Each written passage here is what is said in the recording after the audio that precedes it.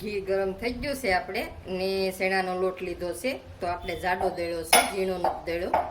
તો થોડો થોડો આપણો લોટ નાખતો જવાનો છે ને મિક્સ કરતું જવાનું છે.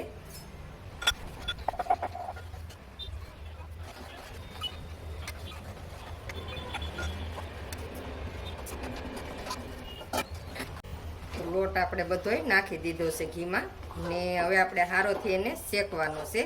તો ગેસ આપણે મીડિયમ રાખવાનો છે, ફૂલ ગેસ નથી રાખવાનો. તો મીડિયમ ગેસે આપણે શેકી લેવાનો છે, જ્યાં સુધી એમાંથી સુગંધ ન આવે ત્યાં સુધી આપણે શેકવાનો છે.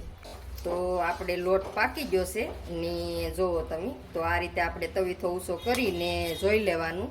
તો આ રીતનો લાલ લોટ થઈ જાય એટલે શેકાઈ ગયો હોય આપણે.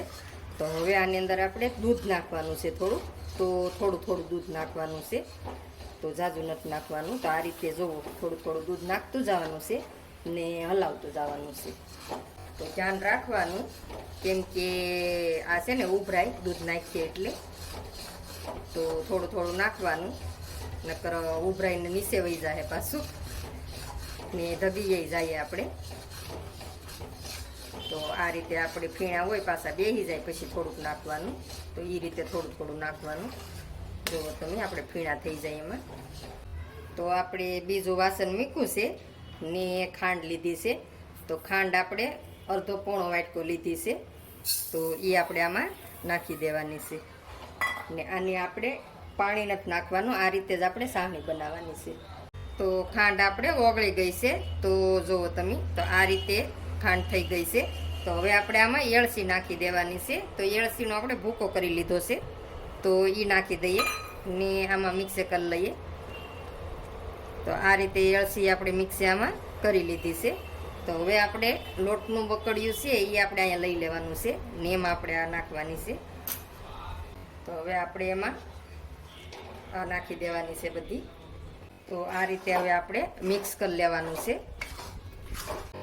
ખાંડને આપણે સારી રીતે ઓગાળી લીધી હતી એટલે કાંઈ આમાં વાંધો ન આવે, પણ થોડીક વાર આપણે પકવી લેવાનું છે આ રીતે. ને ગમે એ વાસણમાં તમારે થાળીમાં કે ઢેફલા પાડવા હોય એમાં પહેલાં તમારે ઘી લગાડી દેવાનું. તો આપણે આમાં કલર એ નથી નાખ્યો, કલર વિનાનો આપણે બનાવ્યો છે.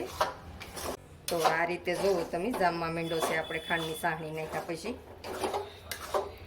તો આપણે સેટ કરવાનો છે થાળીમાં. તો થાળીમાં આપણે પહેલાં જ તે ઘી લગાડી લીધું છે. તો આ રીતે આપણે તૈયાર થઈ જાય એટલે આપણે થાળીમાં લઈ લેવાનું છે. તો થાળીમાં આપણે લઈ લઈએ. તો આપણે આ રીતે થાળીમાં સેટ કરી લીધો છે. તો હવે આપણે આને થોડીક વાર ઠરવા દેવાનો છે. ઠરી જાય પછી આપણે શાકે કરીને એમાં આકા પાડી લેવાના છે. થોડીક વાર ઠરવા દઈને પછી હવે આપણે થોડો ઠરી ગયો છે. તો સાકું લેવાનું છે અને સાકાની મદદથી આપણે આ રીતે આકા પાડી દેવાના છે.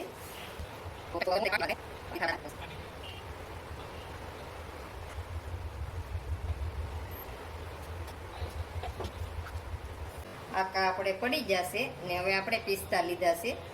તો આ રીતે આપણે આકા પાડીને પછી આપણે બદામ કાજુ તમારે જે નાખવું હોય એ આ રીતે ઉપર પછી નાખવાનું. તો આપણે આસાનથી મોહનથાળ બનીને તૈયાર થઈ ગયો છે ને આ રીતે તમે બનાવીને જરૂરથી ટ્રાય મારજો. બહુ સરસ બને છે ને કોમેન્ટમાં મને કહેજો કેવો બન્યો કેવો નહીં એમ. ને મારા વિડીયો ગમતા હોય તો લાઈક શેર ને સબસ્ક્રાઈબ કરવાનું નહીં ભૂલતા.